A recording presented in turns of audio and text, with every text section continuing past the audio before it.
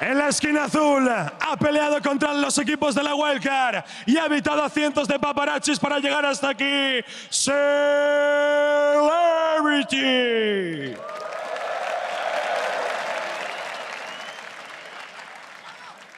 Y jugando para el equipo hielo, que lo detenga, que venga la policía, el asesino de coreanos, Karsa. Buena suerte, caballeros. Ooh, these guys looking ready to fight some 1v1s. I managed to actually get rid of the Visual finally and have a great upgrade. Zirene, welcome to the 1v1s. Thank you. It's a pleasure to be alongside you, Krepo. I got to introduce you as well. Slide that in there. But yeah. In case people by this time still don't know who we are. Did you get to catch all the 1v1s yesterday? Yes, I did.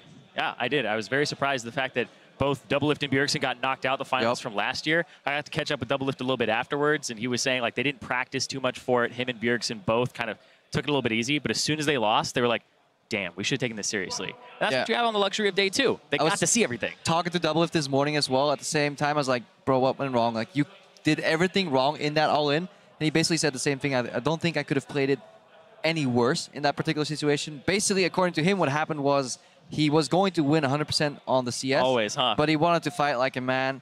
And, well, he died like one as well. And gave the free win over. So hopefully, today, people that are actually ahead on CS will just keep on winning.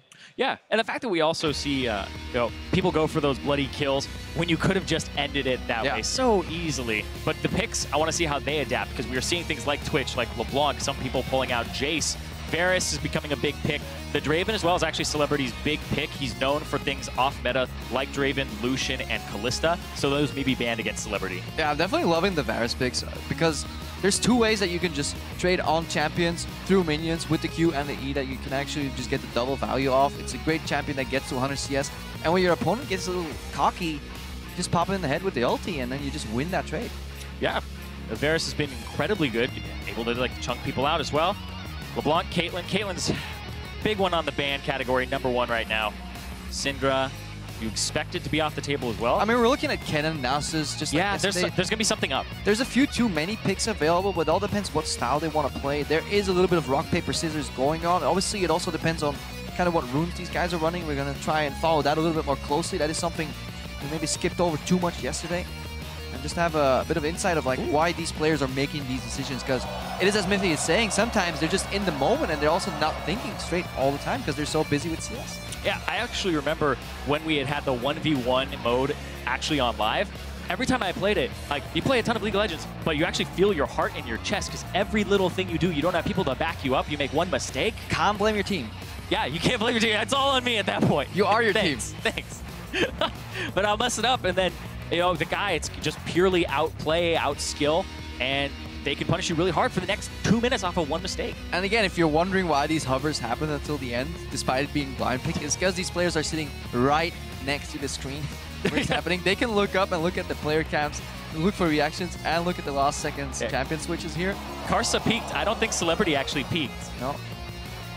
And yeah, Celebrity's going to go with the Lucian that he's known for, and Karsa's going to go with the Rengar. Jungle pick. That is a matchup where you have to stay away from the brushes. I feel like Rengar will never win it unless he all-ins at level 3. So this is basically survive with super defensive summoner spells. And this is such a strange thing on the Rift, or I guess on the Howling Abyss, is because you want brush control, but at 2 minutes 15 seconds, that's when the relics spawn. And then every minute and 15 seconds after that, they respawn. So the Rengar has to play between actually controlling the brushes on the top side, and then eventually being like, okay, it's about to come up, I gotta get the bottom side. So it's kind of a cascading effect where you get brush control, hopefully that gives you minion wave control. And then once the wave is kind of your ally, you switch over to the other side to get the right timing for those relics. But that's extremely hard to track while trying to CS, dodge Lucian Qs, and not die in the process. Yeah, it's incredibly hard. And you have to keep track of all that. Nobody's keeping anything for you. And you have the other guy in your ear. Yeah. He talks and match it.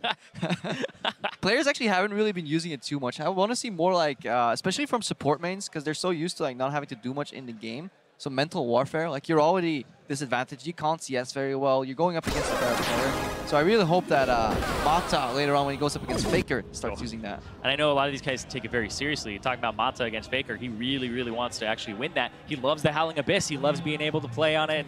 Loves ARAM. But looking at Celebrity, and the GPL guys are 2-0 in actual one-on-ones from yesterday. Yeah, an interesting start as well here. Karsa looking for an item upgrade early because he doesn't go for the conventional Dorans, which means he sacrifices power early for a little bit more sustain. But it gives him a little bit of an upgrade. If he does get a first back, that's also good. All right, we had a quick look at what they're running runes-wise. Basically 15 armor on both, and then Celebrity is going obviously a little bit more into the attack speed, but there is just raw AD paired with that armor on the side of Karsa. Karsa is going all in, brutal early game stats, nothing scaling obviously since it's a 1v1. And the fact that he also just gets healing and he's able to actually move around a little bit faster when he uses the W, that he'll have a good bit of sustain, but it won't be off of actually those auto attacks. And then obviously Warlords versus Thunderlords here. Karsa running the Thunderlords. Okay. He really wants to go for those spikes. That's super risky because you can see everything that Celebrity does to him in terms of damage is going to stick. There's no way for him to get it back. And I love those health bars at the top, actually. That's sick. Sorry. We pipped our overlay. That's Karsa. Basically he wants to jump to the minions and then extend the trade. He wants control here to push him out before he hits level 2. Oh, it's out. He's going in. He needs a winner. That's it.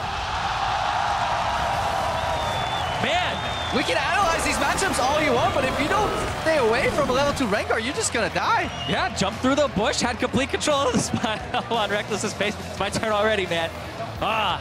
Man, Karsa, he's known for taking down Faker, so killing celebrities isn't something he's new at. We were just done leaning over to check the runes and masteries to go in-depth in this matchup. We were about to talk about Power Spike, and he just gets whacked level 2. Yep. Karsa doesn't care about the schedule, doesn't care about the book. He's actually level 1, he leaps forward, and then he gets level 2 off the minion dying on top, and that's what gives him the upgrade there. But it doesn't matter, actually. Yeah, he does it all level 1, straight up level 1. Yeah. And it's the bonus killing speed that gets to level 2, but he doesn't need it anymore. Level 1 all in even. Yeah, wasn't respecting the damage, and if I think through that again, pretty sure he was just stacking Frosty very slowly, and it's very hard to do at level 1, and then he eventually gets to the point where it's like, oh, I have enough. Yeah, fill up the ferocity, go for the all-in. Pretty candid Rengar play, but at the same time, you have to question the fact that Celebrity did not go for the barrier. If you're playing against an all-in champ that just wants to wreck you level 2 and 3 and you can win on CS, why not just go exhaust barrier? Yeah, exhaust barrier, survive. You have Warlords, so you just sustain back up. Sure, you can give him minion wave control, but it's not going to mean much if you play the long con. Back. There's no way a Rengar is going to perfectly CS in the long run, but yeah, I think that's the big thing is when you see a Rengar on the enemy team, you have to know that you aren't going to try to kill him early. No. Just out-sustain him, go for the long game. You have to delay. If you start playing his game, then you're done. Yeah, and it's honestly playing towards your win conditions and also thinking about the win conditions of your opponent. Obviously, it's very easy for us to stand here and it's like, why did he die to level 2 all in?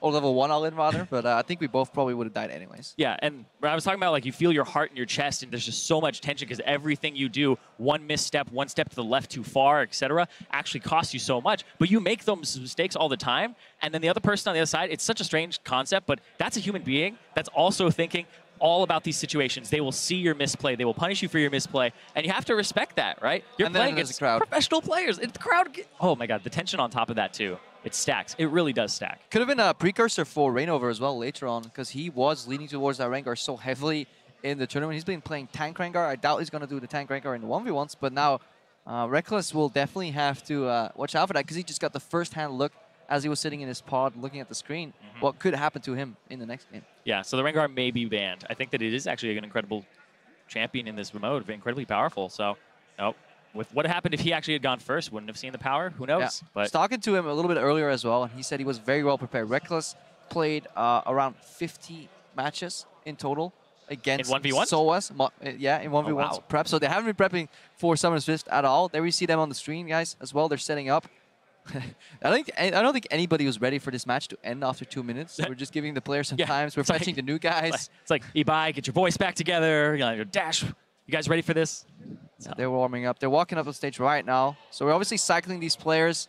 While one game is in motion, we're setting up the second one. Yeah, Champion Select actually took a little bit longer than the actual game.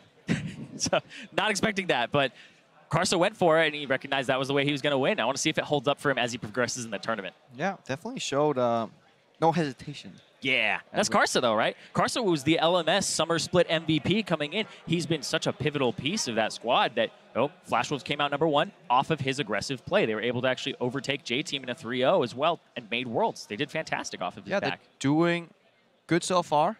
Now Reckless and Reignover are looking more ready. Practice game. I can just look at the screens. They're literally behind the camera. Like they're in the lobby right now. What are you playing? Can't really see just yet, but I got a peek at where Reckless was hovering, but yeah, talk about it that's later. it from us. We're gonna go over to the stage and check what's in store in the next.